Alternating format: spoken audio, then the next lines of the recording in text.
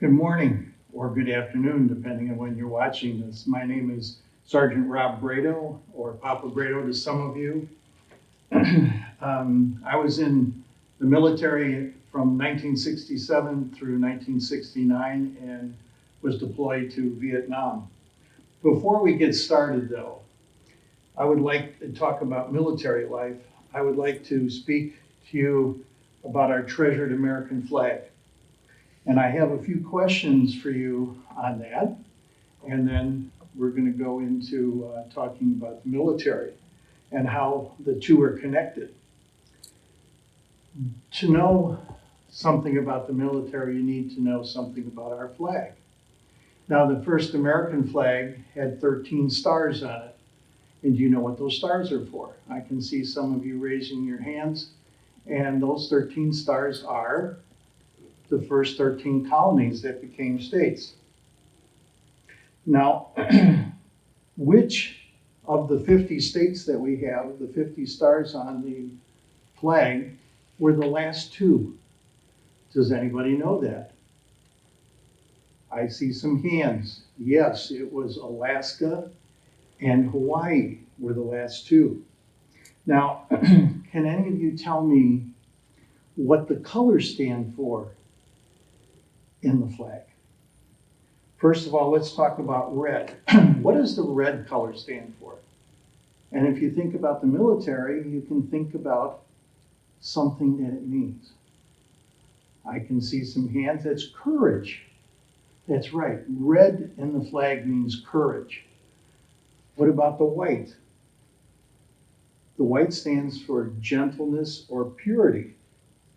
And the blue, can anybody tell me what the blue is for? Justice. Yes, we want to have a just country, and when we do things in the military, we want to be doing it the just way. How many red and white stripes are there on the flag? I know if you look at the flag in your classroom and you count out the red and the white stripes, you come up with 7 and 6, which stands for 13, the 13 original colonies. So that's what the stripes are for. I just wanted to let you see that there is a connection between the military and the flag and what the military stands for. You can see my dress uniform is behind me, and we'll talk a little bit about that later.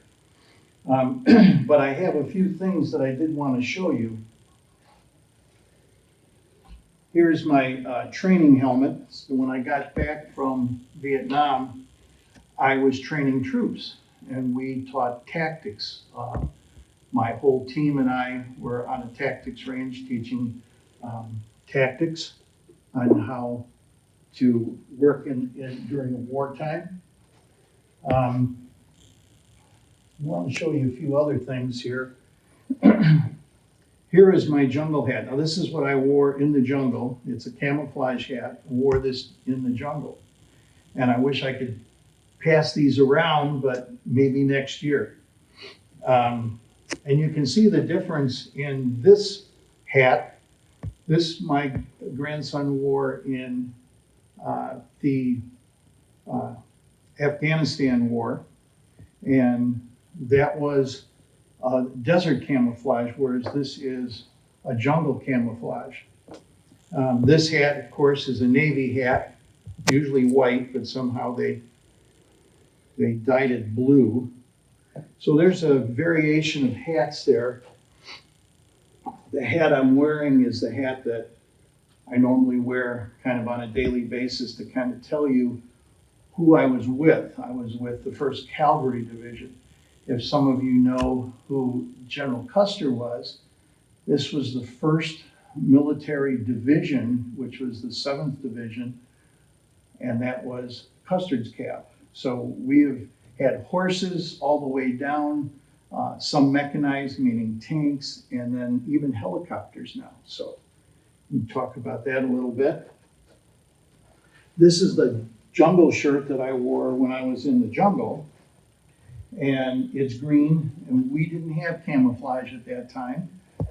We wore a strict green color, but as you can see in Afghanistan, they wore a camouflage, desert camouflage. So we can see that.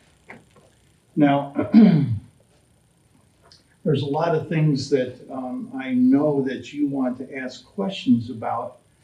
And so I asked some of the teachers and some of the students that we had over the last few years ask me questions. So I'm going to bring those questions to you. One of those questions was, how long were you deployed? I was in Vietnam for a year, and then came back home and was teaching tactics, as I mentioned. How long were you in the Army? I was in the Army for 2 years. And after those 2 years, I went back to school and became an engineer. Where did you sleep at night? Oh, this is a good question. We slept in the jungle. In some cases, we were in the flatlands with triple canopy jungle so that we couldn't even see the stars or the moon. It was very, very dark. And we just slept on the ground. And what did you do when you were in Vietnam?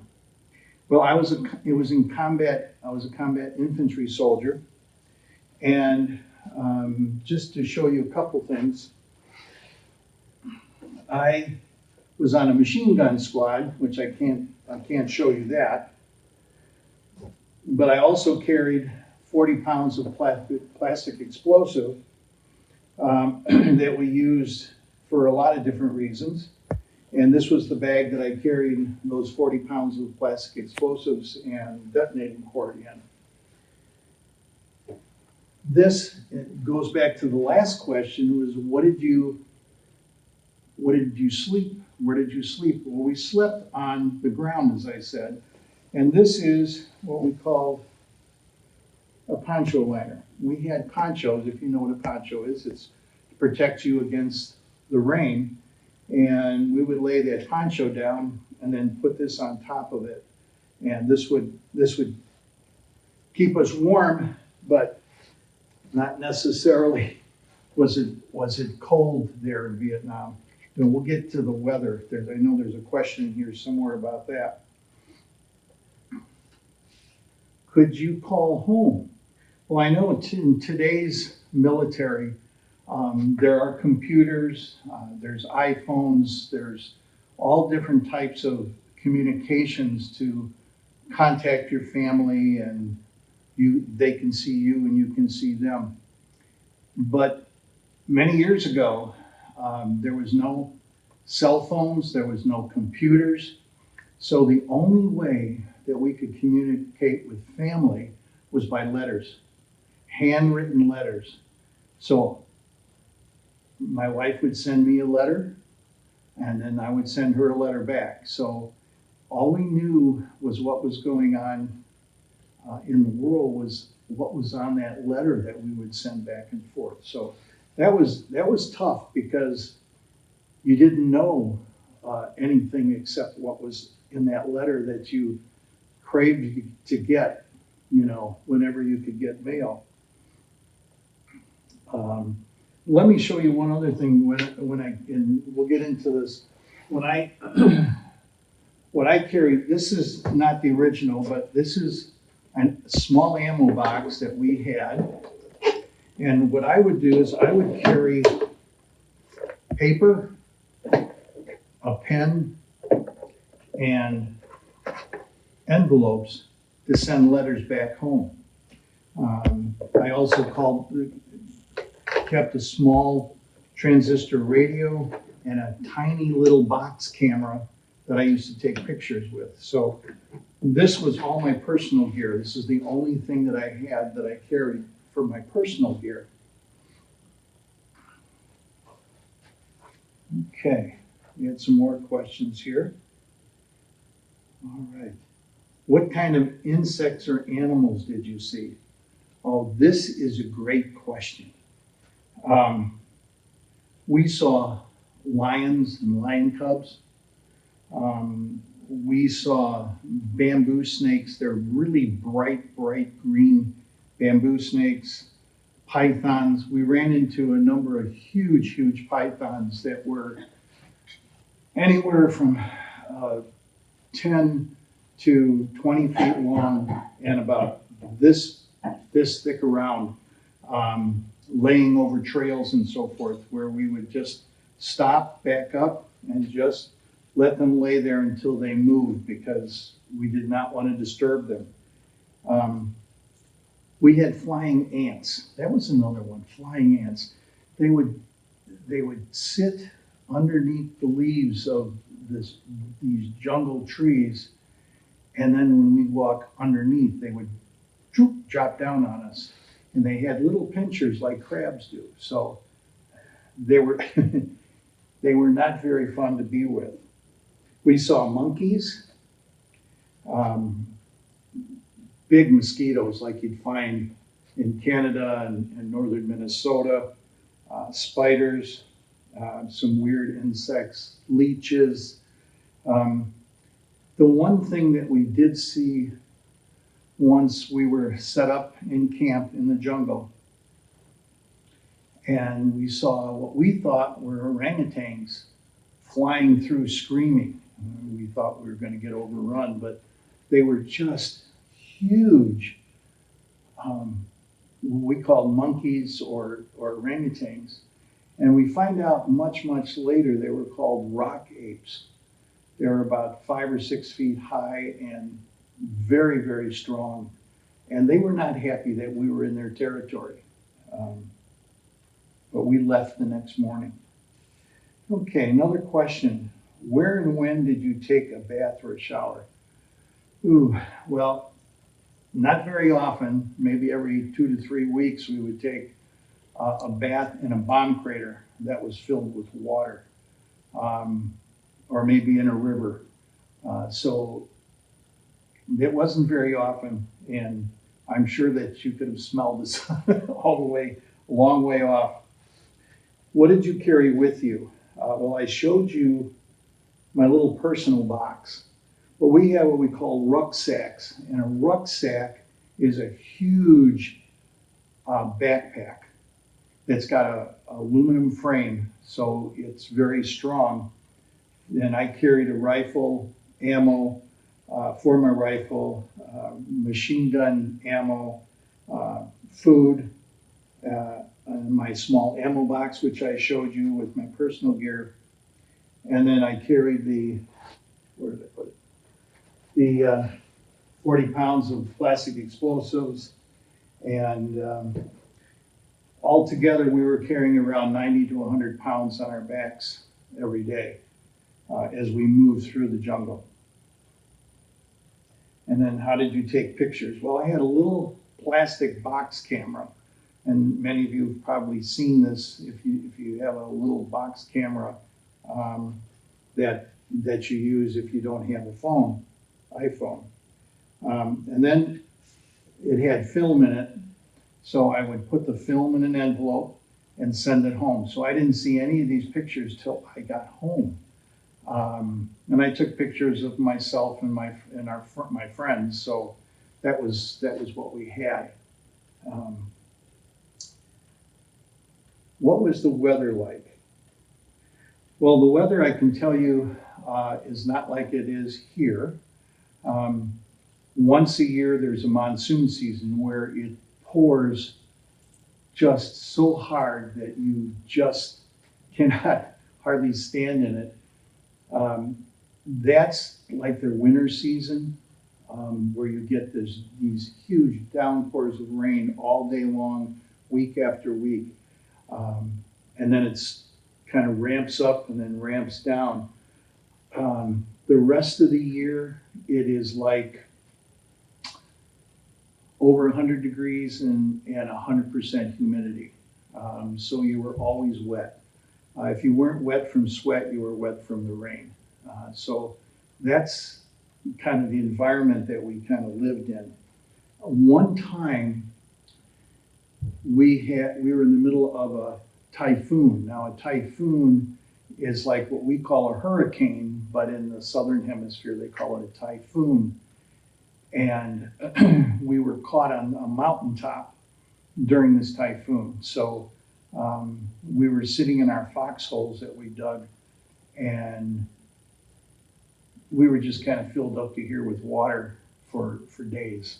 So that was that was an experience I wouldn't want anyone to have. What was the jungle like? Well, the jungle had kind of a couple of different types of jungles in the different places I was at. For the first 6 months I was there, we were along the flatlands where there were some trees, but it was kind of flat, and it ran into the mountains, Laotian mountains. So there's a line of mountains that border Vietnam and Laos. And so we were up and down these mountains on the mountain peaks, and we were looking for the enemy in those areas. So it was very rocky terrain, and that's where we talked about, we saw these rock apes. Now, the next 6 months, we were in triple canopy jungle along the Cambodian border. And a triple canopy jungle means that there's trees that are here, and then larger trees that have another canopy, and then larger trees, jungle trees that have a third canopy. So there's 3 different canopies so that you couldn't see the stars or the moon, as I mentioned earlier. So, and it's very hot and humid in there.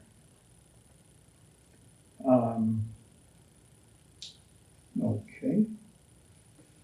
Did you carry any clothes with you? Because I didn't mention clothes before. We would get clothes probably every 2 to 3 weeks, sometimes longer than 3 weeks. So we would wear those clothes, those jungle clothes I was showing you, for up to 3 or 3.5 weeks. And then we would get clean clothes, and then we would take them all off, and the helicopter would pick them up and take them back to where they were cleaned in the back. But that was interesting that we didn't get a change of clothes very often. How did I handle the jungle, not seeing or talking to family? I think it was an attitude.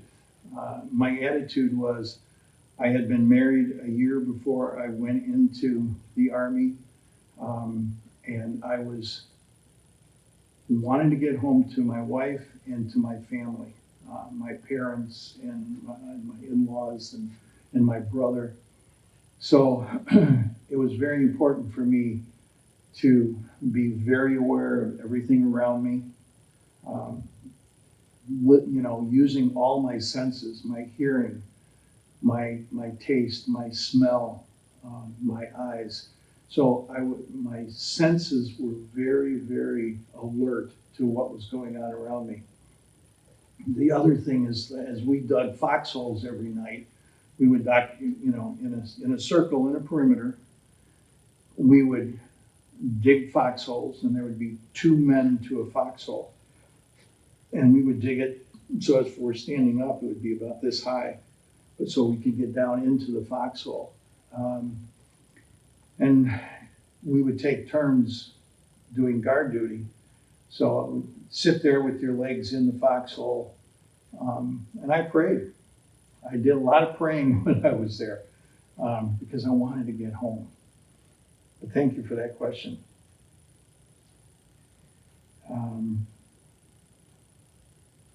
Did I make great friends in the Army? Yes. I made some incredible friends. We kind of called ourselves a band of brothers. And they become family. So that was my family there. So I was very, very close to those men, and they were my family. Any funny stories?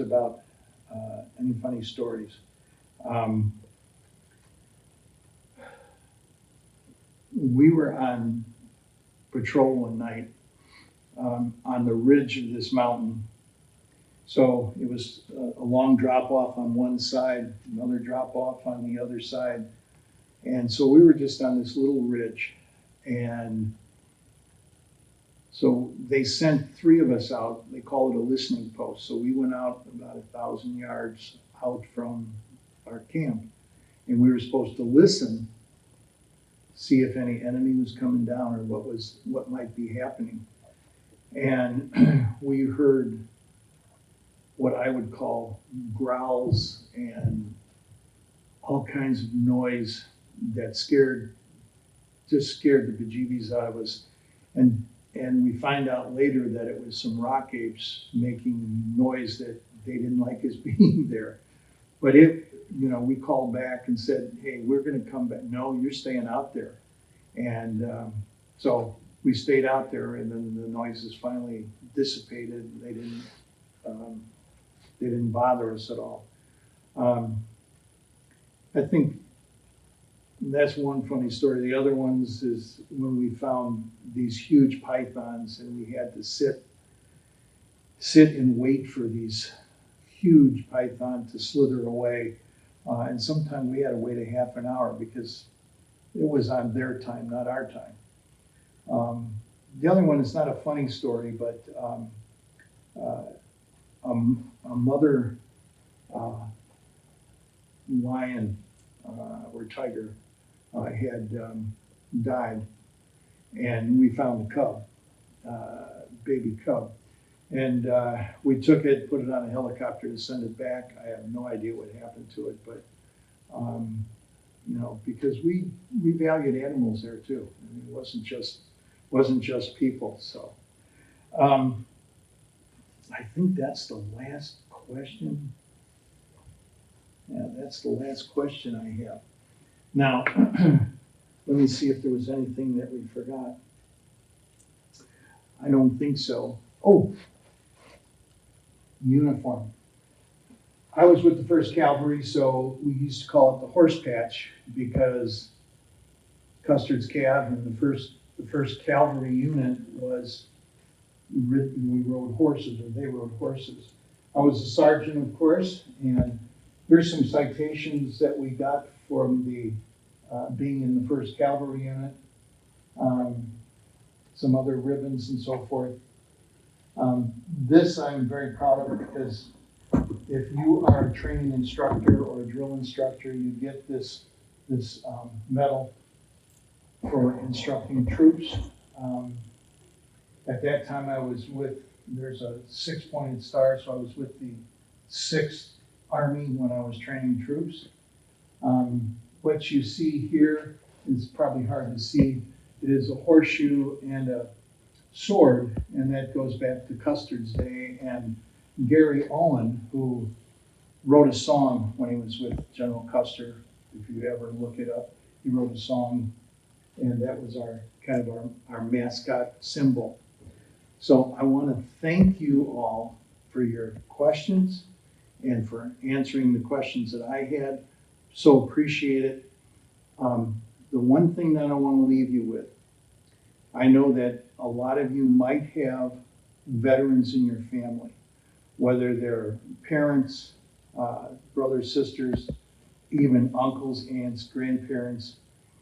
I would like you to thank them for their service.